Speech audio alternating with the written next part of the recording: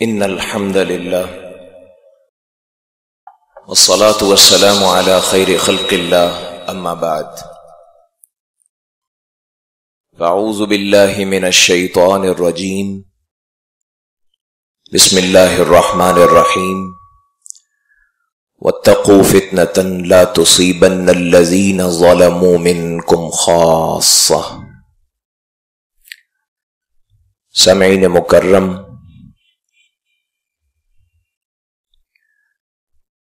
اس بات پر دو رائے نہیں ہے کہ یہ دور قرب قیامت کی وجہ سے فتنوں اور آزمائشوں کا دور ہے.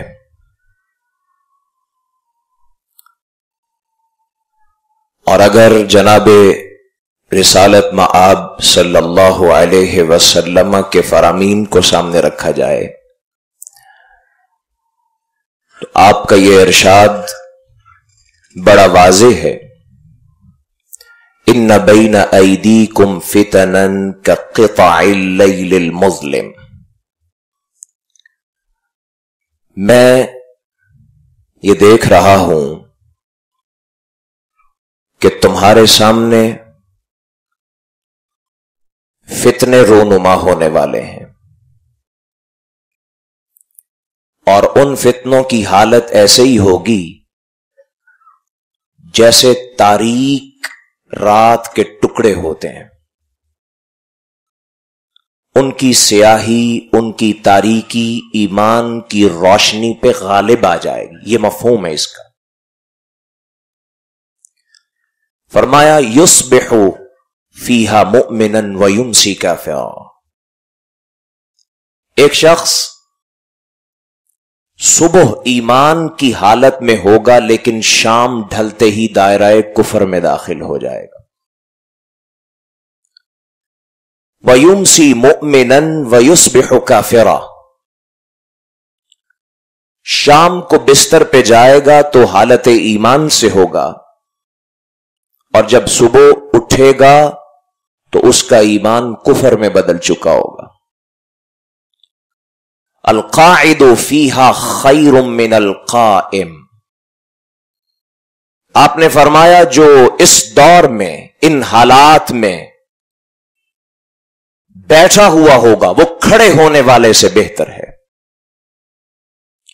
والقائم فیہا خیر من الماشی. جو کھڑا ہوا ہے وہ چلنے والے سے بہتر ہے. والماشی فیہا خیر من الساعی الیہا. اور جو چل رہا ہے وہ دوڑنے والے سے بہتر ہے.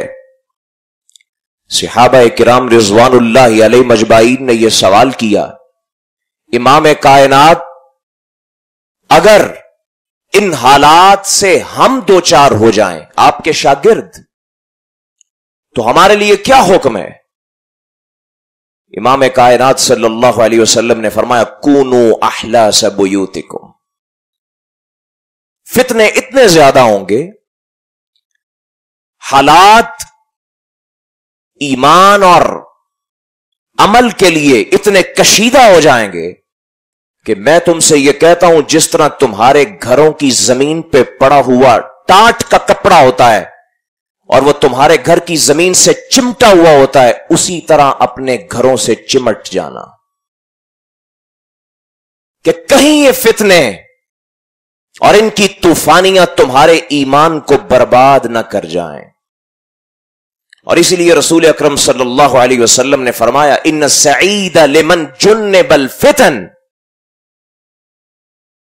سب سے زیادہ خوش بخت انسان وہ ہے جب فتنے پیش آئیں تو ان کی ہلاکتوں سے محفوظ ہو جائے، آزمائشوں میں کامیاب ہو جائے. آج ایک لمبی قطار ہے فتنوں کی، آزمائشوں کی. ان میں سے ایک بہت بڑا فتنہ تکفیر کا فتنہ ہے.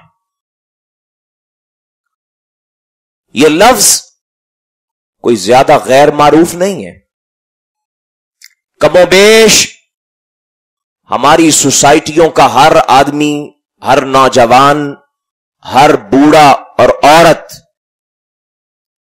اس لفظ کو جانتا ہے اور سنتا ہے. آج ہم نے یہ جاننا ہے کہ تکفیر کس کو کہتے ہیں اور تکفیر پر بحث کیوں ہے. اور تیسری بات یہ کہ تکفیر کب کی جاتی ہے, تکفیر کون کرتا ہے, اس کے ضوابط اور شرائط کیا ہوتے ہیں, اور اسلام کا اسلوب دعوت کیا ہے, منہاج تبلیغ کیا ہے. وہ لوگوں کو دعوت دیتے ہوئے بنیاد فتویٰ لگانے پہ رکھتا ہے یا اصلاح کرنے پہ رکھتا ہے. یہ چند بنیادی نکات اگر سمجھ آ جائیں تو اللہ سے دعا ہے اللہ ہمیں اس فتنے سے اور اس کی ہلاکتوں سے محفوظ فرما لے. تکفیر سے مراد کیا ہے, سب سے پہلے اس کو سمجھ لیں. تکفیر کا مطلب ہوتا ہے, یہ عربی کا لفظ ہے اور عربی کا ایک باب ہے تفعیل. ایک عام لفظ ہے کفر, اسی سے لفظ ہے کافر, اور اسی سے یہ لفظ ہے تکفیر, کسی کو کافر کہنا یا کسی کی کفری یا حالت کو ظاہر کرنا, کسی کو کافر اور ملت اسلام سے خارج قرار دینا, یہ تکفیر ہوتا ہے. اس کا ایک پہلو وہ ہے جو بالکل صحیح ہے, اور قرآن مجید میں اللہ فرماتے ہیں هو الذی خلقکم فمنکم کافر ومنکم مؤمن. اللہ نے پیدا کیا ہے تم کو, تم میں سے کچھ کافر ہیں اور کچھ مومن ہیں. یہ تفریق تو بڑی سادہ اور بڑی واضح ہے. اللہ اس آیہ مبارکہ میں یہ کہنا چاہتے ہیں کہ انسان کی حیثیت دو طرح سے ہے, یا وہ اللہ اور اس کے رسول کو مان کے مومن بن جاتا ہے, یا وہ ان کا انکار کر کے کافر بن جاتا ہے. انسان کی دو ہی حالتیں ہیں, فمنکم کافر ومنکم مومن. یہ بھی ایک تکفیر ہے نا, کافر کو کافر کہنا, جو اسلام کے دائرے میں داخل نہیں ہوا وہ کافر ہے, وہ یہودی ہے, وہ عیسائی ہے, وہ رسول اللہ کی رسالت کا منکر ہے, وہ اسلام کا منکر ہے, اللہ کی ہستی گرامی کا منکر ہے, وہ کافر ہے. اس تکفیر میں یا اس کافر اور مومن کی تفریق میں کوئی اختلاف نہیں, کوئی غلطی نہیں. یہ اسلام کی بنیاد ہے. پورا قرآن اپنی فکر لے کر اس پر کھڑا ہوا ہے, اور اس آیہ مبارکہ میں اس کا نچوڑ اور خلاصہ اور جوہر اللہ نے پیش کر دیا. هو الذی خلقکم فمنکم کافر ومنکم مؤمن. لیکن آج جسے ہم نے فتنہ قرار دیا ہے اور جو ہمارا موضوع سخن ہے وہ یہ تکفیر نہیں ہے, اس پہ تو کوئی اختلاف نہیں ہے, یہ تو اسلام کی بنیاد ہے. یہ وہ چیز ہے جو مسلمان کو غیر مسلم سے ممتاز کرتی ہے, مسلمان کا تشخص قائم کرتی ہے, اور قرآن و سنت میں اس کی بیجا مثالیں موجود ہیں. لیکن ہمارا موضوع یہ تکفیر نہیں ہے. جب ہم فتنہ تکفیر کہتے ہیں اور تکفیر مذموم کہتے ہیں, اور جس تکفیر کی مذمت کی جاتی ہے, جس کو غلط کہا جاتا ہے, جس کے ضوابط, جس کے قواعد, جس کی شرائط موجود ہیں, وہ یہ تکفیر نہیں ہے کہ عمومی طور پہ فلاں کافر ہے فلاں مومن ہے. جس نے اسلام کا کلمہ پڑھ لیا وہ مومن ہو گیا, جس نے انکار کیا وہ کافر ہو گیا. وہ یہ نہیں ہے. وہ تکفیر کیا ہے کہ کوئی مسلمان جو اللہ اور اس کے رسول کو ماننے والا ہے, اس کا اسلام ثابت ہے, اب اگر وہ کوئی گناہ کر لیتا ہے یا کوئی بڑی سے بڑی غلطی اس سے ہو جاتی ہے تو اس غلطی کی بنیاد پہ اسے ملت اسلام سے خارج کر دینا. علماء امت نے، علماء عقیدہ نے اپنی کتابوں میں اس کو اہل قبلہ کی تکفیر سے موسوم کیا ہے. اہل قبلہ کون ہوتے ہیں؟ مسلمان ہوتے ہیں جو بیت اللہ کو اپنا قبلہ مانتے ہیں، اللہ کی توحید پہ، رسول اللہ کی رسالت کو ماننے والے ہیں. جب ان کی تکفیر کی جاتی ہے شرائط سے ہٹ کے، ضوابط سے ہٹ کے، علماء امت کو نظر انداز کر کے اور حالات اور تقاضوں کو چھوڑ کر، اس کو تکفیر مذموم کہا جاتا ہے، اس کو فتنہ تکفیر کہا جاتا ہے. اور یہی وہ تکفیر ہے جس کے بارے میں اللہ کے رسول نے صلی اللہ علیہ وسلم فرمایا کہ جب کوئی شخص کسی کو کافر کہتا ہے، مسلمان کو جس کا اسلام ثابت ہوتا ہے، اگر وہ کافر نہیں ہے تو اس کا یہ جملہ کفر کہنے والے کی طرف لوٹ آتا ہے. فرمایا جب کوئی فتوی تکفیر لگاتا ہے، لگانے والا اور جس پر لگایا جا رہا ہے دونوں میں سے ایک کافر ضرور ہوتا ہے. یا یہ لگانے والا اگر جھوٹا ہے تو یہ کافر ہے، سچا ہے تو وہ کافر ہے. صحیح بخاری کی روایت ہے. یہ وہی تکفیر ہے، یہ وہی قابل مذمت تکفیر ہے جس کے بارے میں اللہ کا قرآن یہ کہتا ہے کہ جہاد کے میدانوں میں جب تلواریں نیام سے باہر ہوتی ہیں، جذبات برانگیختہ ہوتے ہیں اور مجاہد اسلام کی فتح کے لیے ہر قدم اٹھانے کے لیے تیار ہوتا ہے، اللہ کہتے ہیں یا ایھا الذین آمنوا اذا ضربتم فی سبیل اللہ فتبینوا ولا تقولوا لمن القى الیکم السلام لست مؤمنا. مجاہدوں، مومنوں، جہاد کے میدان میں جب تلواریں نیام سے باہر ہو، اعلاء کلمت اللہ کا جذبہ پوری طرح سے موجود ہو، اس وقت بھی تم نے کسی کو کافر کہنے میں جلد بازی سے کام نہیں لینا. لا تقولوا لمن القى الیکم السلام لست مؤمنا تبتغون عرض الحیات الدنیا فعند اللہ مغانم کثیرہ. کسی قبیلے، کسی گروہ کا غنیمت کا مال دیکھ کے کہیں غلط طور پہ ان کی تکفیر کر کے ان کے خلاف چڑھنا دوڑنا. غنیمتوں کے لیے اللہ کے پاس بہت کچھ پڑا ہوا ہے تمہارے لیے. یہ وہی تکفیر ہے جس کو فتنہ تکفیر کہا جاتا ہے، جس میں اہل قبلہ کی تکفیر کی جاتی ہے. اور اس کا آغاز آج نہیں ہوا. میں نے عرض کیا تھا یہ جاننے کے بعد کہ کون سی تکفیر ہمارا موضوع ہے. دوسرا نقطہ یہ کہ اس پر بات کیوں ہے، کیونکہ بہت سارے لوگ بعض اوقات اظہار کر دیتے ہیں، بعض اوقات اظہار نہیں کرتے، لیکن چی بجبی نظر آتے ہیں کہ آج کل علماء امت تکفیر کو کیوں موضوع بناتے ہیں. یہ تو اسلامی عقیدے کی بنیاد ہے، کافر کو کافر کہنا، اس کو موضوع کیوں بناتے ہیں؟ اس کے لیے 3 باتوں کو یاد رکھیں. سب سے پہلی بات کہ اسلام کی تاریخ میں اس سے بڑا فتنہ رونما نہیں ہوا.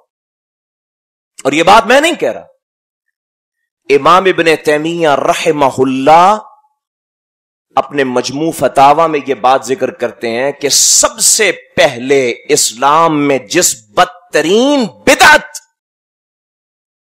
اور سنت سے انحراف کا آغاز ہوا وہ حروریہ مارقہ کی بدعت تھی. وہ خوارج کا گروہ تھا جس کا بڑا سرخیل ذوالخویسرہ تمیمی حضور کی بارگاہ میں پہنچا صلی اللہ علیہ وسلم اور کہنے لگا یا محمد صلی اللہ علیہ وسلم آپ عدل و انصاف کیا کریں. آپ نے کہا ذوالخویسرہ تو برباد ہو جائے، اگر اس زمین پر محمد نے عدل نہیں کرنا تو کس نے عدل کرنا ہے؟ یہ فتنہ اس وقت شروع ہوا.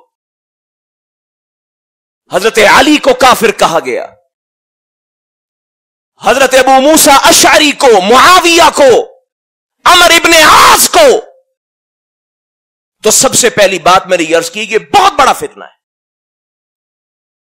और तारीख में इसका आगाज जब हुआ, आज तक किसी न किसी शक्ल में यह फितना हमारे यहां मौजूद है, इसलिए इसको मौजूए बहस बनाया गया। दूसरी बात क्या है, यह बहुत ही धोखा और फरेब रखने वाला फितना है। कुछ फितने ऐसे होते हैं जिनकी हलाकतें हर आदमी पहचान लेता है और समझ लेता है। यह वो फितना है जिसकी हलाकत समझ नहीं आती, और आदमी जब इससे दो चार हो जाता है उसको पता भी नहीं चलता मैंने कब सुन्नत के रास्ते को छोड़ दिया और शैतान के रास्ते पर आ गया। यह बात भी खुद हुजूर अकरम सल्लल्लाहु अलैहि वसल्लम ने इरशाद फरमाई। आपने फरमाया, जब ये खवारिज तकफीरे मजमूम करने वाले मुसलमान को गुनाहों की वजह से, गलतियों की वजह से इस्लाम के दायरे से बाहर निकालने वाले जो लोग ये काम करेंगे, यहकिरु अहदुकुम सलातहु मा सलातिहिम, फरमाया ये कोई आम लोग नहीं होंगे, तुम अपनी नमाजों को उनके मुकाबले में, उनकी नमाजों के मुकाबले में हकीर जानोगे।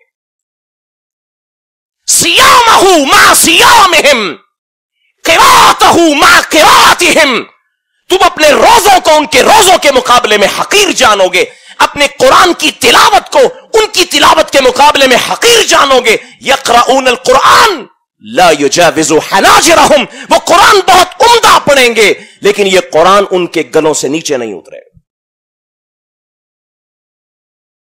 यमरुकून मिनल इस्लाम कमा यमरुकु सहमु मिनर रमिया, जिस तरह तीर निकल जाता है उसी तरह ये इस्लाम के दायरे से भी निकल जाएंगे। फरमाया ये मुसलमानों को कत्ल करेंगे और बुतों के पुजारियों को आजाद छोड़ेंगे। धोखा, फरेब इस फितने का बहुत बड़ा एक एलिमेंट है, एक उन्सर है।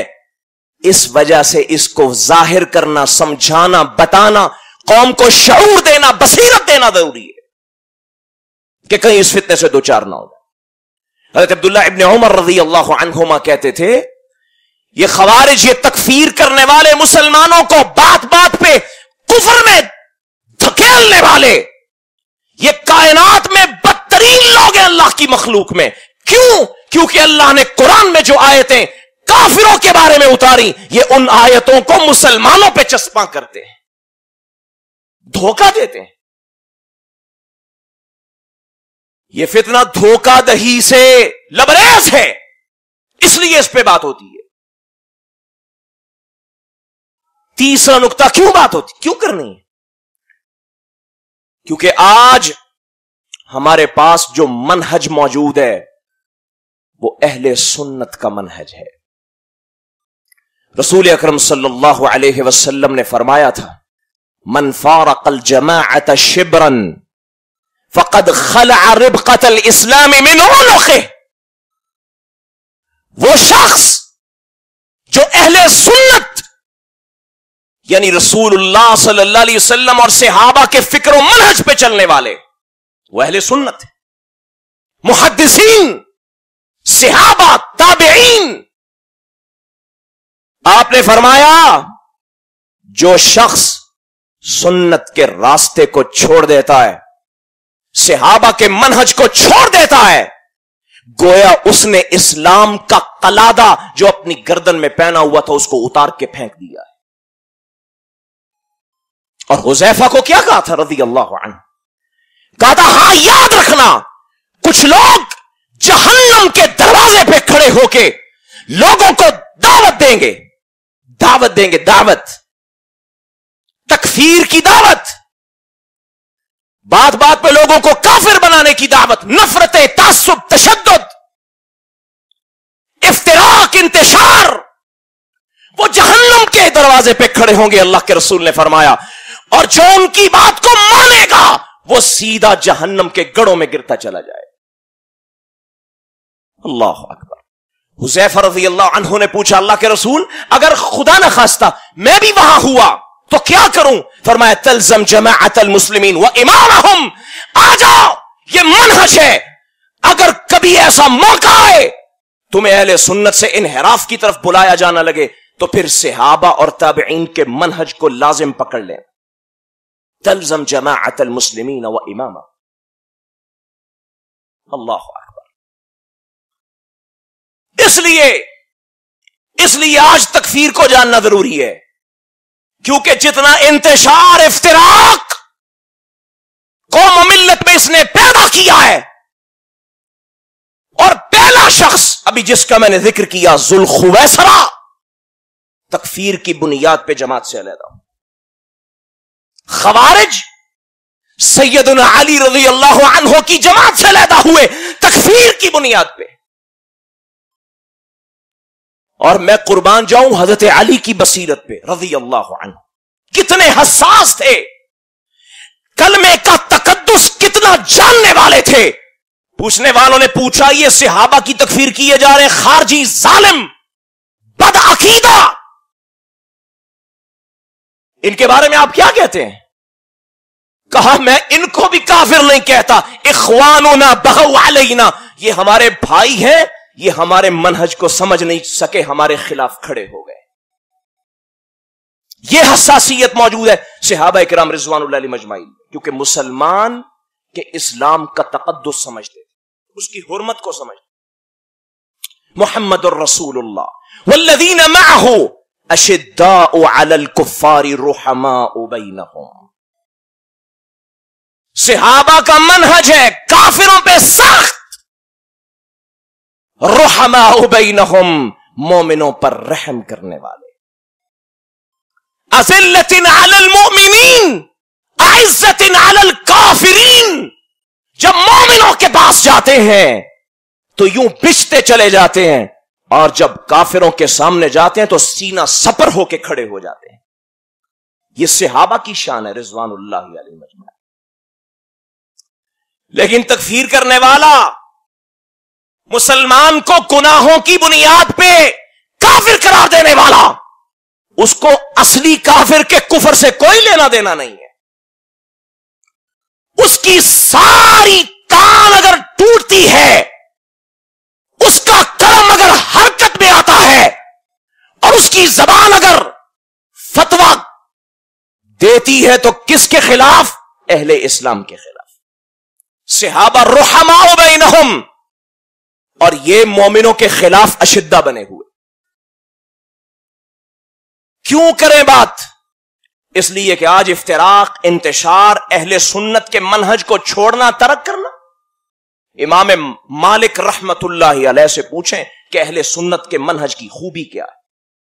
اپنے شاگردوں کو کہا کرتے تھے یہ اہل سنت کا منہج نوح علیہ السلام کی کشتی ہے، جو اس میں سوار ہو گیا نجات پا گیا، جو اس سے پیچھے رہ گیا وہ غرق ہو گیا ہے. یہ اہل سنت کا منہج، صحابہ کا منہج، تابعین کا منہج. لیلھا کنہارھا، جس میں تاریکی نہیں، اندھیرا نہیں، روشنیاں ہی روشنیاں ہیں. علم ہی علم ہے، جہالت کا تصور ہی نہیں. لیکن تکفیر ساری کی ساری جہالت پہ کھڑی. کیوں کریں بات؟ اگلا نقطہ عرض کر رہا ہوں، اس لیے کہ آج جو معروضی حالات ہیں امت کے، کون ان سے نہ واقف ہے؟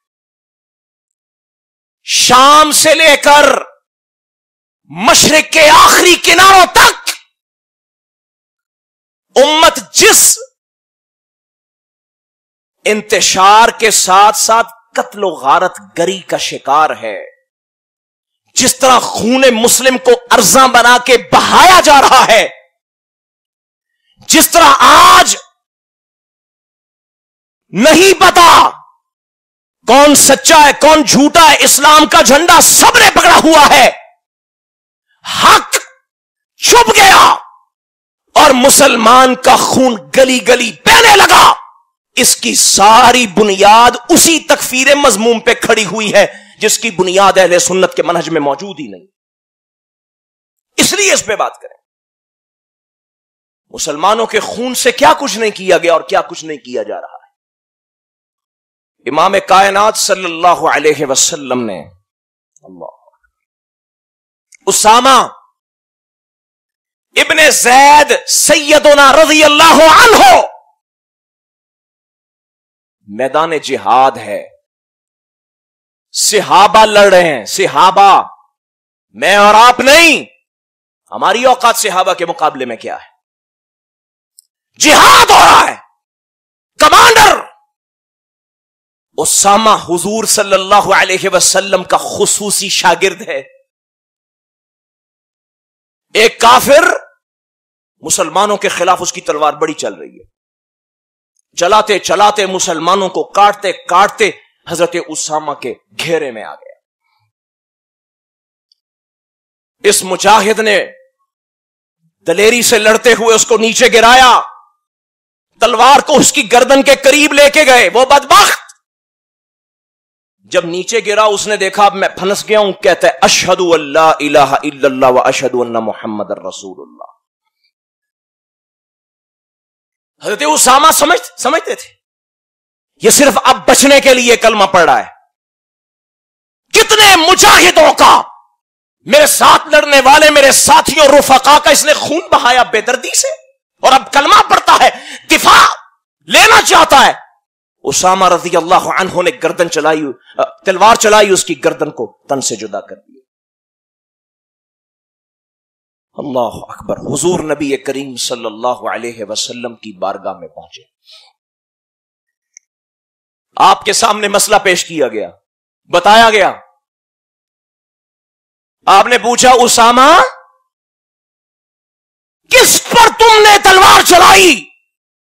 جس کی زبان سے اللہ کی توحید اور محمد کی رسالت کا اقرار ہوا تھا, اس پہ تلوار چلا کے آ گئے. حضرت اسامہ کہتے ہیں اللہ کے رسول میرے ساتھیوں کو گاجر مولی کی طرح کاٹ رہا تھا, ہمارا دشمن تھا. آپ نے فرمایا دشمن تھا لیکن اس نے کلمہ پڑھا تھا. اسامہ کہتے ہیں کلمہ اللہ کے رسول زبان سے پڑھا تھا, اس کی نیت اسلام لانے کی نہیں تھی. میرے آقا نے کہا اسامہ کیا تو نے اس شخص کا سینہ چاک کر کے اس کے دل کو دیکھا تھا؟ اور فرمایا بتاؤ کیف تصنع بلا الہ الا اللہ اذا جات یوم القیامہ. اسامہ بتا محشر کے میدان میں اللہ کی عدالت میں وہ شخص کلمہ توحید کو لے آیا تیرے خلاف تو تو کیا کرے گا؟ اسامہ کہتے ہیں اللہ کے رسول میری بخشش کی دعا کر. صحابہ کہتے ہیں اللہ کے رسول نے اسامہ کی بات نہیں سنی, پھر اپنی بات کو دہرایا کیف تصنع بلا الہ الا اللہ.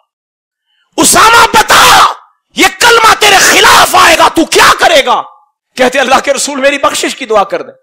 پھر یہی جملہ دہرایا. اسامہ کہتے ہیں اللہ کے رسول نے اتنی مرتبہ یہ جملہ دہرایا کہ میرے دل میں خیال پیدا ہوا کہ آج سے پہلے میں مسلمان ہی نہ ہوا ہوتا. اسلام لانے کے بعد اتنا بڑا جرم کہ جس نے کلمے کا اظہار کیا میں نے اس کو کافر قرار دیتے ہوئے اس کی گردن کو اتار دیا. رسول کریم صلی اللہ علیہ وسلم کی نظر میں یہ تکفیر کی حساسیت موجود. اس نے آج قتل و قتال کے بازار گرم کیے ہیں. اللہ کے رسول نے فرمایا تھا مسلمان اور کہاں کھڑے ہو کے کہا تھا ہزاروں صحابہ احرام باندھے ہوئے حج کے موقع پر موجود تھے. آپ نے صحابہ کو پوچھا ایو بلدکم ھذا, یہ شہر کون سا شہر ہے؟ صحابہ کہتے ہیں اللہ و رسولہ اعلم, اللہ اس کا رسول بہتر جانتا. اور صحابہ کہتے ہیں ہم سمجھتے تھے کہ شاید آپ کوئی اور نام بتائیں گے, اس لیے ہم نے جرت نہیں دکھائی, تیزی نہیں دکھائی یہ کہنے کے لیے کہ یہ مکہ ہے. سب جانتے تھے مکہ ہے. اللہ کے رسول نے فرمایا کیا یہ شہر مکہ نہیں کہا؟ بھلا یا رسول، کیوں نہیں اللہ کے رسول؟ پوچھا بتاؤ یہ مہینہ کون سا ہے؟ اللہ اور اس کا رسول جانتے ہیں۔ آپ نے فرمایا کیا یہ ذوالحجہ نہیں؟ کہا جی ہاں ذوالحج ہے۔ کہا میرے صحابہ بتاؤ یہ آج کا دن کون سا دن ہے؟ سب جانتے تھے کہ اللہ اور اس کے رسول بہتر جانتے ہیں۔ کہا کیا آج یوم النحر نہیں ہے؟ کہا ہاں یوم النحر ہے۔ فرمایا صحابہ یاد رکھنا شہر مکہ کی حرمت اور احترام اپنی جگہ، یوم النحر کا احترام اپنی جگہ، اور ذوالحج کے مہینے کا احترام اپنی جگہ، لیکن جس طرح اللہ نے ان چیزوں کو حرمت اور احترام والا بنایا ہے، اسی طرح اللہ نے مومن کو بھی حرمت اور احترام والا بنایا۔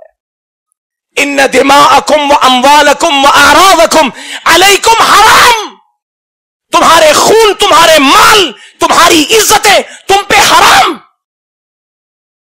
ہم نے یہ حدیث سنی ہے کہ قیامت کے دن سب سے پہلا سوال نماز کے بارے میں، حقوق اللہ میں سے یہ بھی سن لے، اللہ کے رسول نے فرمایا اول ما یقضى بین الناس یوم القیامت الدماء، سب سے پہلے اللہ جب معاملات کا، فیصلوں کا چیپٹر کھولیں گے تو سب سے پہلا سوال اللہ خون مسلم کے بارے میں کریں گے۔ سب سے پہلا سوال خون مسلم کے بارے میں ہوگا، اس لیے کہ اس کا تقدس، جس نے کلمہ پڑھ لیا، میرے دوستو جس نے کلمہ پڑھ لیا، اگر وہ کسی کافر اصلی کو قتل بھی کر دے، اسلام کا قانون کیا کہتا ہے؟ مسلمان کو قتل کرتا ہے سزا قصاص ہوگا، اس کو بھی قتل کیا جائے گا، لیکن مسلمان کا کلمہ اتنا مقدس ہے کہ اگر کسی کافر اصلی کو قتل کر دیتا ہے، فرمایا اس کو اس کے مقابلے میں قتل نہیں کیا جائے گا قانوناً، کیونکہ اس نے کلمہ پڑھا ہے، اس نے اسلام کے آئین کو مانا، اللہ کی توحید کا اقرار کیا، رسول اللہ کی رسالت کو سمجھا۔ اب اس کا جان، مال، عزت، خون، برادری، نسل، دین، سب کچھ اللہ نے محفوظ کر دیا ہے۔ اللہ کے رسول صلی اللہ علیہ وسلم نے فرمایا لزوال الدنیا اہون علی اللہ، یہ ساری دنیا اللہ ملیا میٹ کر دے، یہ ہلکا ہے کسی ایک مسلمان کو ناحق قتل کرنے سے۔ اور ایک حدیث میں اللہ کے رسول نے فرمایا اگر زمین پہ بسنے والے سب لوگ، آسمان والے سب اکٹھے ہو کر کسی ایک مسلمان کو قتل کر دے ناحق، لَأَكَبَّهُمُ اللَّهُ فِي النَّارِ، اللہ روئے زمین کے سب لوگوں کو اور آسمان والوں کو جہنم کی وادیوں میں پھینک دے، اس کو کوئی پرواہ نہیں، ایک مسلمان کو قتل کرنے والا۔ خون مسلم کی حرمت جی ہاں پامال ہوئی ہے تکفیر کے مسئلے سے، اس لیے اس کو سمجھنا ہوگا، جاننا ہوگا، اس کا شعور حاصل کرنا ہوگا کہ کہیں کسی مسلمان کو غلط طور پہ ہم بھی کافر قرار نہ دے دیں، اللہ ہمیں محفوظ فرمائے۔ تکفیر کے باب میں پہلا اصول کیا ہے؟ ویسے کسی آدمی کا کافر ہونا، مسلمان ہونا ذاتی معاملہ ہے، ذاتی معاملہ ہے، وہ اللہ کے سامنے جھکتا ہے یا کسی بت کے آگے جھکتا ہے، اس کی ذات سے اللہ کا مطالبہ ہے کہ وہ اسلام کو قبول کرے، اس کا ذاتی معاملہ ہے۔ لیکن جب ایک اسلامی معاشرہ تشکیل پاتا ہے، مختلف انسان اکٹھے ہو کر اس معاشرے میں بستے ہیں، تو کسی آدمی کے مسلمان اور کافر ہونے کا معاملہ ذاتی سے آگے نکل کر اجتماعی ہو جاتا ہے، اس لیے کہ مسلمان کافر کے ساتھ چلنے کے آداب اور ہیں اور مسلمان کے ساتھ چلنے کے آداب اور ہیں۔ مسلمان کا مسلمان سے لین دین کا طریقہ جدا ہے، شادی بیاہ کے انداز جدا ہیں. مسلمان بیمار ہو جائے عیادت کرتا ہے، مسلمان مر جائے اس کے جنازے میں شریک ہوتا ہے، اس کو دفناتا ہے، کفناتا ہے، نہلاتا ہے، اس کے ساتھ رشتے اور بندھن ہوتے ہیں. اور اگر کوئی شخص مسلمان معاشرے میں کافر قرار دے دیا جائے، اس کا مطلب صرف ذاتی کفر نہیں ہے، اس کا مطلب ہے کہ اب کوئی مسلمان اس کا جنازہ نہیں پڑھے گا، اسے مسلمانوں کی مسجد میں نہیں آنے دیا جائے گا، اسے مسلمانوں کے مقبرے میں قبرستان میں دفن نہیں کیا جائے گا، اس کے ساتھ رشتے لین دین کے معاملات جدا ہو جائیں گے. مرتد ہو گیا، اس کو اسلامی عدالت میں لایا جائے گا، استتابہ ہوگا، توبہ کر لو، نہیں کرتے تو اس کو سزائے موت دی جائے گی. سارے معاملات بدل گئے، صرف اس کو کافر قرار دینے کا ایک لفظ بولا، سارے معاملات تبدیل ہو گئے. پورا اجتماع، پورا معاشرہ، خاندانوں کے خاندان اپنی حیثیت میں مختلف حالتوں سے دوچار ہونے لگ گئے جب آپ نے اس کو کافر قرار دیا. تو تکفیر کا معاملہ اجتماعی ہے. یہاں سے یہ سوال اٹھتا ہے، اگر یہ معاملہ اجتماعی ہے تو پھر اس عمل کو انفرادی طور پہ کیا جا سکتا ہے؟ کیسے کیا جا سکتا؟ میں اٹھوں کسی کو کافر کہہ دوں، فلاں اٹھے کافر کہے، فلاں اٹھے کافر کہے؟ نہیں میرے بھائی، یہ مسئلہ میرا ذاتی نہیں، انفرادی نہیں، پوری سوسائٹی کا مسئلہ ہے، پورے اجتماع، پورے اسلامی معاشرے کا مسئلہ ہے. کسی کو کافر قرار دینا اس لیے کوئی ایک شخص، دو شخص، غیر معروف علم رکھنے والا، 1 2 4 نہیں. جب کسی کو کافر قرار دینا ہوگا یہ مسئلہ اجتماعی ہوگا. علماء امت بیٹھیں گے، اسلامی معاشرے کے جید علماء دین کبار، مشائخ، قرآن و سنت کو سمجھنے والے کسی مسلمان کی حالت پہ غور کریں گے، پھر کوئی فیصلہ کیا جائے. یہاں کافر کافر کافر، مشرک 2 4 5 6 لفظ یاد کر کے جوڑ کے، اور قرآن کی وہ آیات جو ابن عمر کہتے ہیں رضی اللہ عنہما، اللہ نے کافروں کے بارے میں اتاری، مسلمانوں پہ چسپاں کر کے ان کو ارتداد اور دائرہ کفر سے باہر نکال کے مرتد بنانے والے. اللہ اکبر، یہ سمجھ لیں یہ مسئلہ میرے اور آپ کے فتویٰ دینے والا نہیں ہے، کسی کی انفرادی رائے نہیں ہے. اہل سنت کے عقیدے کی ہر کتاب میں لکھا ہے اہل قبلہ کی تکفیر لا یجوز، جائز نہیں ہے. ہاں دیکھا جائے گا کہ تکفیر جس عمل کی بنیاد پہ کی جا رہی ہے وہ عمل کیسا ہے، پھر ضوابط، شرائط موجود ہوں، موانع موجود نہ ہو، اور یہ تکفیر کرنے والے مسلمانوں کے نمائندہ اجتماعی علماء، کبار، مشائخ، اور پھر حجت کو قائم کرے، تمام کرے، اور اس کے بعد حالات کا، تقاضوں کا جائزہ لے. یہ سارے سٹیپ عبور کرنے کے بعد کسی شخص کی تکفیر یا نہ تکفیر کرنے کا فیصلہ کیا جاتا. کیوں؟ اس کے پیچھے وہ حساسیت موجود ہے جس کا ذکر میں آپ کے سامنے بار بار کر رہا ہوں.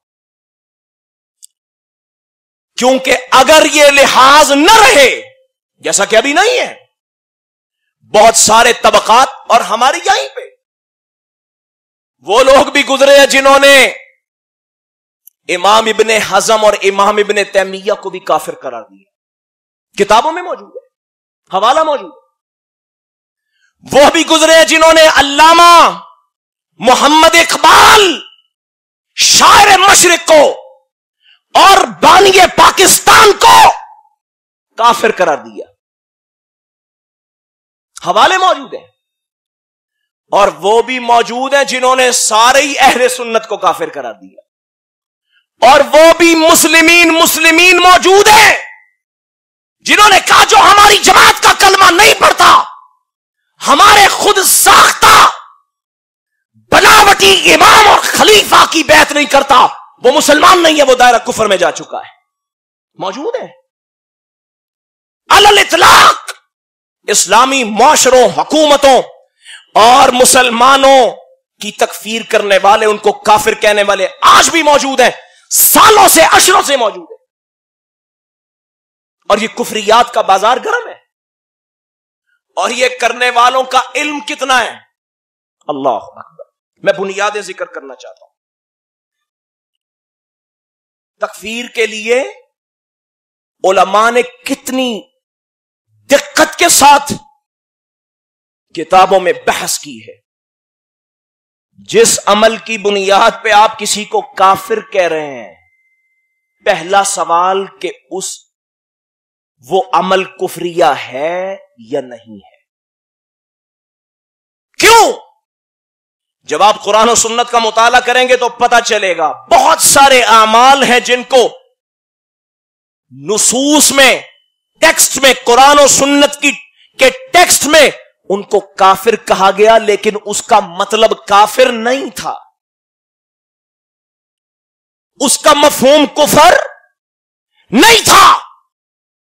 صرف اس عمل کی ہلاکت، اس کی برائی، اس کی شرارت بتانے کے لیے، شدت کے لیے اللہ اور اس کے رسول نے اس کو کفر کہا تھا.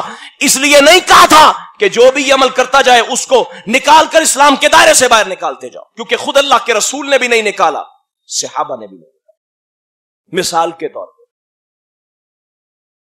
رسول اکرم صلی اللہ علیہ وسلم نے میت کے قریب بیٹھ کے نوحہ کرنا، چیخنا، چلانا، بین کرنا، اس کو کفر قرار دیا.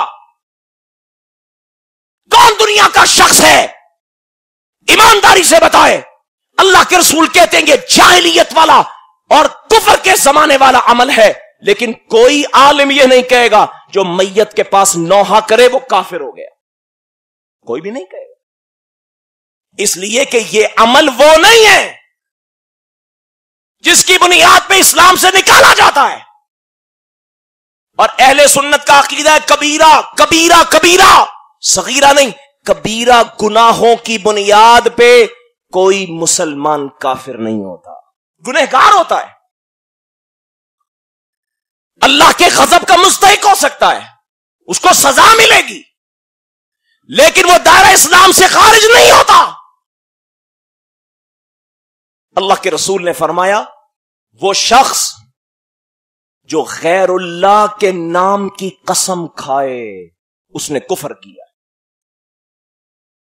ایمانداری سے بتائیں کتنے فتوے موجود ہیں کہ جس نے قسم کھائی دائرہ اسلام سے خارج ہو گیا، اس لیے کہ اس کفر کا مطلب وہ کفر نہیں ہے جو اسلام سے نکالتا ہے. اللہ کے رسول نے فرمایا مسلمان سے لڑنا کفر ہے، مسلمان سے لڑنا کفر ہے، لیکن اللہ کی کتاب قرآن کیا کہتا ہے؟ وَإِن طَائِفَتَانِ مِنَ الْمُؤْمِنِينَ اقْتَتَلُوا فَأَصْلِحُوا بَيْنَهُمَا. مومنوں کی دو جماعتیں، وَإِن طَائِفَتَانِ مِنَ الْمُؤْمِنِينَ، مومن قرآن کہتا ہے مومنوں کی دو جماعتیں جب آپس میں لڑتی ہیں تو ان کے درمیان صلح کرواؤ. اس کی پتہ چلا کہ مومن کا مومن سے لڑنا اگرچہ کفر ہے، لیکن یہ وہ کفر نہیں جو اس کو ایمان کے درجے سے نکال کر کفر کے درجے میں لے جائے. اس لیے کہ اللہ کا قرآن اس کو مومن کہہ رہا ہے، لڑنے کے باوجود مومن کہہ رہا ہے وَإِن طَائِفَتَانِ مِنَ الْمُؤْمِنِينَ اقْتَتَلُوا. اللہ کے رسول نے فرمایا من غشنا فلیس منا، اور جس نے ملاوٹ کی وہ ہمارا نہیں ہے. کیا مطلب؟ عمل کفریہ ہے. من تشبہ بقوم فہو منہم، فرمایا جو کسی قوم کی مشابہت اختیار کرتا ہے وہ ہمارا نہیں، وہ انہی کا ہے. کیا مطلب؟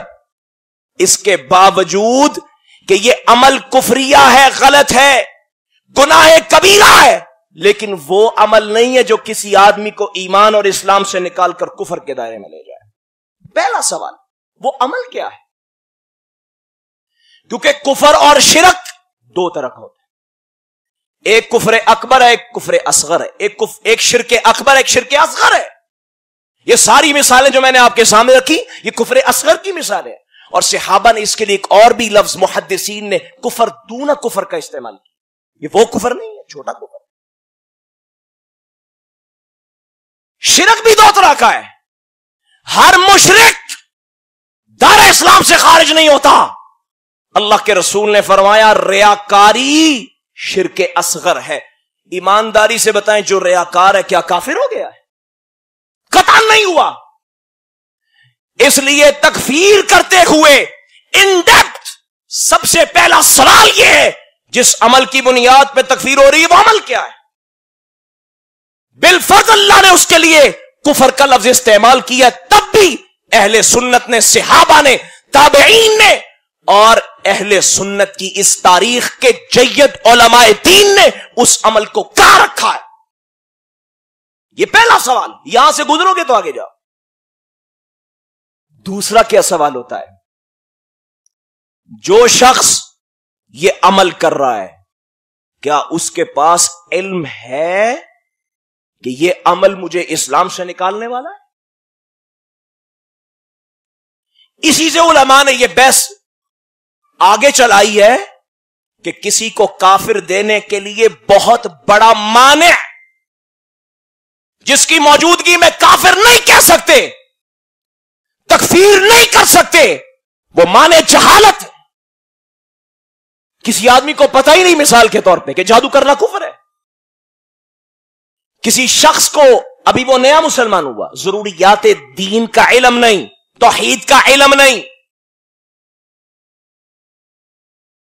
وہ ابھی زبان سے مسلمان ہوا ہے، ایمان اس کے سینے میں جاگزین نہیں ہوا، تو کس طرح اس کو ایک عمل کی بنیاد پہ کافر کہا جا سکتا ہے؟ یہ معنی موجود ہے.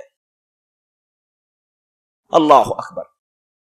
پھر علماء نے بحث کی کہ آپ جسے کافر کہہ رہے ہیں ایک دوسرا معنی بھی موجود ہے. کیا خطا اور نسیان سے تو ایسا نہیں ہو گیا؟ بہت سارے لوگ ہیں بعض اوقات وہ لفظ بولتے ہوئے کفری الفاظ کہہ جاتے ہیں، نیت نہیں ہوتی، ارادہ نہیں ہوتا، اسلام کے باغی اور خائف اور خائن نہیں ہوتے، لیکن خطا سے ان کو نہیں پتا لفظ کیسے استعمال کرنا ہے، کیا کہنا ہے، کیا نہیں کہنا. وہ بعض اوقات کوئی لفظ بولتے ہیں وہ خطان ہوتا ہے، نسیانن ہوتا ہے، بھول کے کہہ دیا، چوک سے کہہ دیا. اللہ کے رسول صلی اللہ علیہ وسلم نے فرمایا اللہ نے میری امت کی خطاؤں کو اور بھول چوکوں کو معاف کر دیا ہے. کس بات پہ اس کو کافر کہو گے؟ پھر علماء نے کہا ایک معنی اور ہے. ابھی دیکھو کہ وہ شخص جو بظاہر بڑے سے بڑے کفر کا ارتکاب کر رہا ہے، اسلام اس کا ثابت ہے، مسلمان ہے، لیکن تم دیکھ رہے ہو کہ بہت بڑا کفر ہے جس کا وہ ارتکاب کر رہا ہے. ہاں غور کر لو کہیں کسی مجبوری کی وجہ سے نہ کر رہا ہو. من کفر باللہ من بعد ایمانہ الا من اکرہ وقلبہ مطمئن بالایمان. اللہ کہتے ہیں جس نے کفر کیا، ہاں اگر وہ مجبور تھا اور اس کے دل میں اطمینان تھا ایمان پہ، اسلام پہ، اللہ کی توحید اور رسول کی رسالت پہ، تو اللہ اس کو معاف کرنے والا ہے، اس کا جرم کوئی جرم نہیں. یہاں تو غور کرو، یہ سارے موانع، یہ دیواریں، یہ زینے چڑھو اور آؤ علماء کی بارگاہ میں بیٹھو اور پھر بتاؤ کہ کون کافر نکلتا ہے. اللہ قرآن میں فرماتے ہیں وَإِذَا جَاءَهُمْ أَمْرٌ مِّنَ الْأَمْنِ أَوِ الْخَوْفِ أَذَاعُوا بِهِ وَلَوْ رُدُّوهُ إِلَى الرَّسُولِ وَإِلَى أُولِي الْأَمْرِ مِنْهُمْ لَعَلِمَهُ الَّذِينَ يَسْتَنبِطُونَهُ مِنْهُمْ. اللہ کہتے ہیں جب بھی کوئی خبر تمہارے پاس آتی ہے، کوئی کافر ہے، مسلمان ہے، مسلمان مرتد ہو گیا نہیں ہو گیا، یہ کام جائز ہے ناجائز ہے، حلال ہے حرام ہے، اس کی حیثیت کیا ہے دین میں، قانون میں، شریعت میں، خبردار اپنی زبانوں کو لگام دو اور آ جاؤ الی اولی الامر، علماء امت کے پاس آؤ، جو استنباط کرنے کا، اجتہاد کرنے کا، قرآن و سنت کو سمجھنے کا، اس کی فقہ کا ملکہ اور صلاحیت رکھتے ہیں، آ جاؤ اور ان سے فیصلہ کرواؤ کہ شریعت کا کیا حکم اصل ہے. یہ اصل بنیاد ہے. اللہ اکبر. لیکن آج کمزوریاں ہیں، علم نہیں ہے، عقیدے پر گرفت نہیں ہے، مباحث تکفیر کو نہیں پڑھا، دو چار ظاہر کفر کے لفظ پڑھ لیے، سن لیے، امت کے مسلمانوں کو کافر کرا دینا شروع کیا. خدا کے بندو، محمد الرسول اللہ صلی اللہ علیہ وسلم لوگوں کو مسلمان بنانے آئے اور تم لوگوں کو کافر بنانا چاہتے.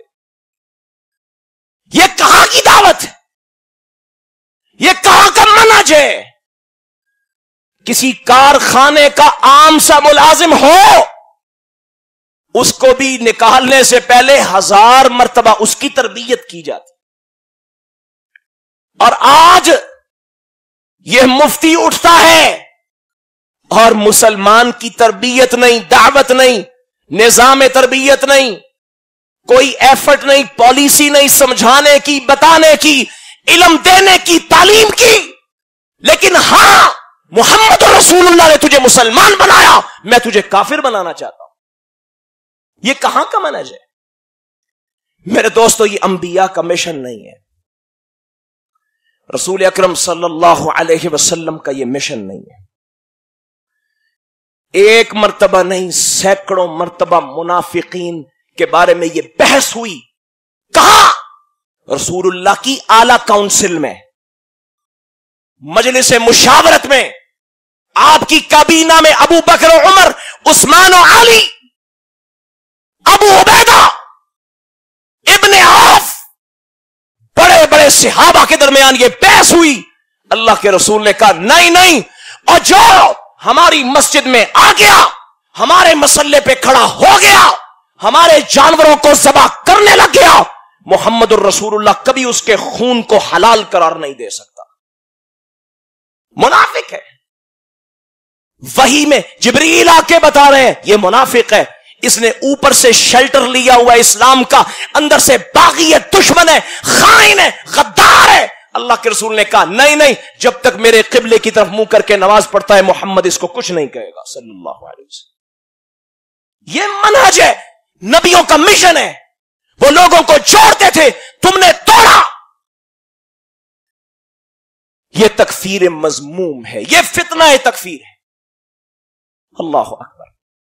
اور آج یہ بات چونکہ اب اسلام کی دعوت کی آئی ہے، اور بہت سی تحریکیں، جمعیتیں، تنظیمیں، گروپ، وہ اپنے طور پہ اپنے خیال میں اسلام کی خدمت کرنا چاہتے ہیں اور اس کو اسلام کی دعوت کا ذریعہ سمجھتے ہیں کہ جو برے ہیں، غلط کار ہیں، کبیرہ گناہ کرنے والے ہیں، شرک کرنے والے ہیں، کفر کرنے والے، نکالو، صفائی کرو، شاید اس سے اسلام کو فائدہ پہنچے گا. یاد رکھنا، جب تک دنیا میں خوف باقی رہے گا کبھی اسلام آگے نہیں بڑھے گا. 2 مثالیں میں اس کی دینا چاہتا ہوں، آپ کو ذرا بہت ہی توجہ سے سمجھیں. حضرت موسیٰ علیہ السلام، اللہ قرآن میں کیا کہتے ہیں؟ فما آمن لموسیٰ الا ذریۃ من قومہ علی خوف من فرعون. اللہ کہتے ہیں موسیٰ پر ایمان لانے والے ذریۃ من قومی، چند لوگ تھے. ذریۃ من قومی، چند لوگ تھے، گنے جا سکتے تھے. کیوں تھوڑے تھے؟ علی خوف من فرعون، کیونکہ خوف نے بد امنی پھیلا رکھی تھی، لوگوں کو قتل کر رہا تھا، انسان کی حرمت نہیں تھی، احترام نہیں تھا، گلے کاٹے جاتے تھے، خون بہائے جاتے تھے، زندوں کو مردہ بنایا جاتا تھا، آزاد کو غلام بنایا جاتا تھا. قرآن کہتا ہے علی خوف من فرعون وملئہم. اس وجہ سے موسیٰ پہ لوگ ایمان ہی نہیں لا رہے تھے. ذریۃ من قومی، سر گن گن کے آپ جان لیں اتنے لوگوں نے موسیٰ پر ایمان لایا. اللہ، یہ خوف کی بات ہے، بد امنی کی بات ہے، قتل و غارت گری کی بات ہے، محاذرائی، تعصب، تشدد جب معاشروں میں ہوتا ہے معاشرہ ترقی نہیں کرتا، قوموں کی تعمیر رک جاتی ہے جب انتشار آتا ہے، تعصب اور نفرت آتی ہے، اور قومیں عروج پکڑتی ہیں جب ان کی صفوں میں اتحاد پیدا ہوتا ہے، جب ان کے دل ایک دوسرے کے قریب ہو جاتے ہیں، محبتیں آ جاتی ہیں۔ صحابہ سے بڑی مثال اور میں کس کی پیش کروں؟ موسیٰ کے بارے میں قرآن کہتا ہے چند لوگ، کیونکہ بد امنی تھی، پھر اللہ نے فرعون کو غرق کیا، موسیٰ کو نجات دی، بنی اسرائیل کو بد امنی میں سے، خوف میں سے، دہشت میں سے نکالا، امن میں، بھائی چارے میں، اتحاد میں لا کر ان کو بسایا۔ اب اللہ کے رسول کیا کہتے ہیں صلی اللہ علیہ وسلم؟ آپ کہتے ہیں میں نے دیکھا رأیت سوادا کثیرا سد الافق، میں نے ایک بہت بڑا گروہ دیکھا۔ میرے آقا حضرت رسول اللہ کہہ رہے ہیں صلی اللہ علیہ وسلم میں نے بہت بڑا گروہ دیکھا، اتنا بڑا گروہ جس نے آسمان کے کناروں کو چھپا رکھا تھا۔ رجوت ان تکون امتی، آپ نے کہا میرا یہ خیال تھا شاید یہ میری امت ہوگی، مجھے بتایا گیا محمد الرسول اللہ یہ آپ کی امت نہیں، یہ موسیٰ کی قوم ہے۔ وہی موسیٰ کی قوم، بد امنی میں چند لوگ مسلمان ہوئے، اور جب اللہ نے امن دیا، اتحاد دیا، بھائی چارہ دیا، تو اتنے لوگ مسلمان ہوئے کہ اللہ کے رسول کہتے ہیں جب آسمان کی بلندیوں پہ لائے گئے تو سارا آسمان ان کی کثرت سے چھپ گیا۔ یہ فرق ہوتا ہے۔ سن یہ 6 ہجری میں حدیبیہ کا واقعہ ہوا۔ اللہ کے رسول علیہ الصلوۃ والسلام 1400-1500 جانثاروں کے ساتھ حدیبیہ کے مقام پہ روکے گئے۔ کتنے لوگ تھے؟ 1400-1500، روایات میں اختلاف ہے، اس سے زیادہ نہیں ہے۔ کتنے عرصے میں؟ 13 سال مکہ میں رسول اللہ نے دعوت دی، 13 سال، اور 6 سال مدینے کے، 19 سال کی دعوت، محنت، کوشش، تبلیغ۔ کس کی تبلیغ؟ دنیا کے سب سے بہترین انسان اور انسانیت کا شرف جناب محمد الرسول اللہ کی محنت، 19 سال کی محنت۔ کتنے لوگ؟ 1500 لوگ ساتھ۔ کیوں؟ اس لیے کہ یہ 19 سال خوف کے سال ہیں، بد امنی کے سال ہیں، دہشت کے سال ہیں، لڑائیوں کے سال ہیں، قتل و غارت گری کے سال ہیں، صحابہ پہ ظلم ہوتا، مارے جاتے، لوٹے جاتے، ڈھائے جاتے۔ 19 سالوں میں حضرت رسول اللہ جیسا بہترین دائی 1500 لوگوں کو اسلام کی چھتری میں لا رہے، گھر والوں کو ملا لیں، بچوں کو ملا لیں، کتنی تعداد بن جائے گی؟ لیکن جب حدیبیہ کے مقام پہ امن کا معاہدہ لکھا گیا، صلح کا معاہدہ لکھا گیا، خوف کا خاتمہ ہوا، بھائی چارہ اتحاد قائم ہوا، قتل و غارت گری اور لڑائیاں جھگڑے جو کئی سالوں سے جاری تھے ختم ہو گئے۔ اللہ کی قسم 1.5 سالوں میں اللہ نے اتنے لوگوں کو مسلمان کیا۔ جب آپ 8 ہجری میں مکہ کو فتح کرنے کے لیے نکلے تو 10,000 صحابہ آپ کے ساتھ موجود تھے۔ یہ فرق ہوتا ہے، یہ فرق ہوتا ہے قوموں کی زندگی میں، تعمیر اور ترقی کے راستے میں رکاوٹ بنتا ہے اختلاف، تعصب۔ اللہ اکبر۔ اب آخری بات عرض کر رہا ہوں کیونکہ پرچی بھی آ گئی۔ اس فتنے کا حل کیا ہے؟ ہمیں کرنا کیا ہے؟ پیغام دینا چاہتا ہوں ان دوستوں کو جنہوں نے اس مسئلے کو اگر نہیں سمجھا تو سمجھیں، سمجھ لیا، سمجھنے کے بعد بھی مطمئن نہیں ہوئے، وہ صرف 3 باتیں میری یاد رکھ رہے ہیں۔ علماء اہل سنت نے فتنوں کے دور میں کہا 3 کام کر لو، تم سے بہتر شخص کوئی نہیں۔ پہلا کام اپنے مزاج میں نرمی پیدا کر لیں. اللہ کے رسول صلی اللہ علیہ وسلم نے فرمایا جس چیز میں نرمی ہوتی ہے اللہ اس کو خوبصورت بنا دیتے ہیں. وَمَا نُزِعَ مِن شَيْءٍ إِلَّا شَانَهُ، اور جس چیز میں تشدد آتا ہے، سختی آتی ہے، اختلاف اور تعصب آتا ہے، اللہ اس کو بدنما بنا دیتے ہیں. اور امام بخاری رحمت اللہ علیہ نے باب قائم کیا، باب الرفق فی الامر کلہ. اسلام کے سارے معاملات میں، ایک بھی باہر نہیں، سارے معاملات میں اللہ نے نرمی کو پسند کیا. یہ قانون ہے اسلام. یہ بھی جو حدیث میں نے پڑھی ما کان الرفق فی شیء الا زانہ، علماء بیٹھے ہیں نہیں موجود، پوچھ لیں. جب کوئی عربی زبان میں نکرہ نفی کے ذیل میں آتا ہے اس میں عموم آ جاتا ہے. کوئی معاملہ ایسا نہیں ہے دین کا، اسلام کا، قانون کا جو اللہ نے نرمی سے باہر رکھا ہو. اللہ کہتے ہیں سارے معاملات میں نرمی ہے. تو اگر آپ فتنوں کے دور میں کامیاب ہونا چاہتے ہیں اپنے مزاج میں نرمی پیدا کریں، اپنے موقف میں، اپنے نظریے میں، اپنی رائے میں نرمی پیدا کریں. لوگوں کو جینے کا موقع دیں، سوچنے کا، سمجھنے کا، تعلیم حاصل کرنے کا، جاننے کا. ان کو شعور دیں، آگاہی دیں، بصیرت دیں. لوگوں کو موقع دیں، نرمی پیدا کریں. فتویٰ لگانے میں نرمی پیدا کریں، اپنی رائے دینے میں نرمی پیدا کریں. دوسری چیز کیا ہے؟ جلد بازی سے گریز کریں. اکثر ہمارے دوست جو اس فتنے کا شکار ہو جاتے ہیں اس کی وجہ ان کے مزاج کی جلد بازی ہوتی ہے. اللہ کے رسول صلی اللہ علیہ وسلم نے فرمایا ایک آدمی اشج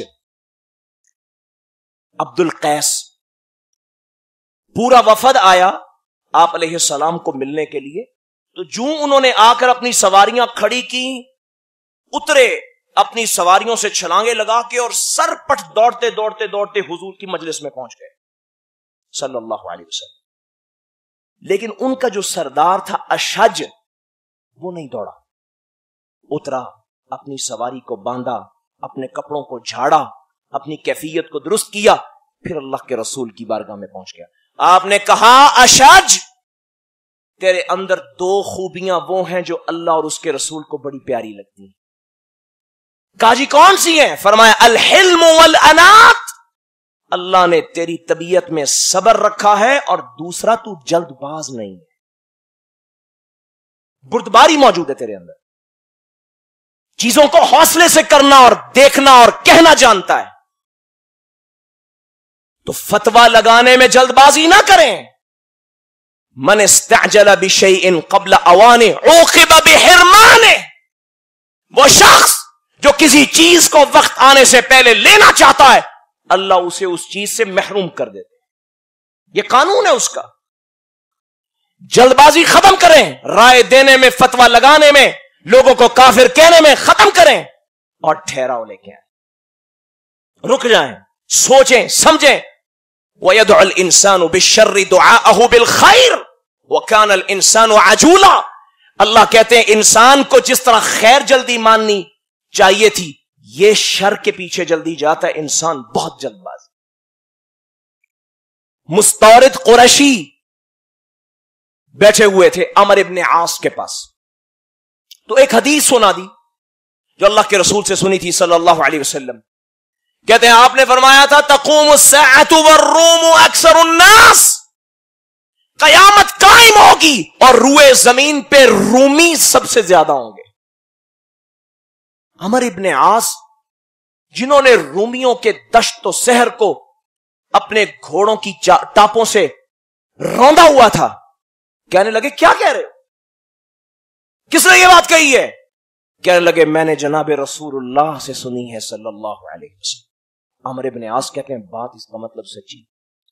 تھوڑی دیر سوچنے لگے، پھر کہنے لگے اگر اللہ کے رسول نے یہ کہا ہے اس کی وجہ یہ ہے کہ ایک خوبی ایسی ہے رومی قوم میں جو اللہ نے کسی قوم میں پیدا نہیں کی. کہا وہ کون سی خوبی ہے؟ حضرت عمر ابن عاص کہتے ہیں احلم الناس عند الفتن، جب بھی فتنے رونما ہوتے ہیں، آزمائشیں آتی ہیں، آگ پانی نظر آتا ہے، پانی آگ نظر آتی ہے، جب بھی فتنے آتے ہیں روئے زمین پر رومی قوم سب سے زیادہ حوصلہ اور صبر کا مظاہرہ کرتی، جلد بازی نہیں کرتی۔ یہی وجہ ہے جس کے بارے میں اللہ کے رسول نے کہا کہ سب لوگ فتنوں کی زد میں آ کے تباہ و برباد ہو جائیں گے، اگر باقی رہیں گے تو رومی باقی رہیں گے، اللہ ان کو فتنوں سے نجات دیں گے، اس لیے کہ وہ لوگ حلم اور بردباری اختیار کرنے والے ہیں، صبر کرنے والے ہیں۔ تو دوسری چیز میں نے عرض کی جلد بازی نہ کریں، اور تیسری چیز ہے صبر اختیار کریں۔ اللہ کے رسول صلی اللہ علیہ وسلم نے فرمایا میں دیکھ رہا ہوں کچھ ایام الصبر آنے والے ہیں، ایسے دن آنے والے ہیں جس میں تمہیں صبر کرنا ہوگا۔ ان دنوں میں صبر کرنا ایسے ہی ہو جائے گا جیسے اپنے ہاتھ میں آگ کا انگارہ پکڑنا ہے۔ آپ نے فرمایا لیکن ہاں ان دنوں میں جو صبر کرے گا وہ ایک عمل کرے گا، اللہ اسے 50 لوگوں کا ثواب دیں گے۔ صحابہ نے پوچھا اللہ کے رسول یہ 50 ان کے دور کے ہوں گے یا ہم میں سے ہوں گے؟ فرمایا میرے صحابہ تم میں سے ہو۔ یہ ایام الصبر ہیں، ایام الفتن ہیں۔ آؤ نرمی، رفق، صبر، حوصلہ اور عجلت سے گریز، جلد بازی سے گریز، اپنے فتووں میں، فکر میں، نظریات میں، عقیدے میں، رائے میں، بات کرنے میں، حکم لگانے میں، کسی جماعت پہ تکفیر ایک کی بھی غلط، جماعت کی بھی غلط، علاقے اور شہر کی بھی غلط، کنبے اور قبیلے کی بھی غلط۔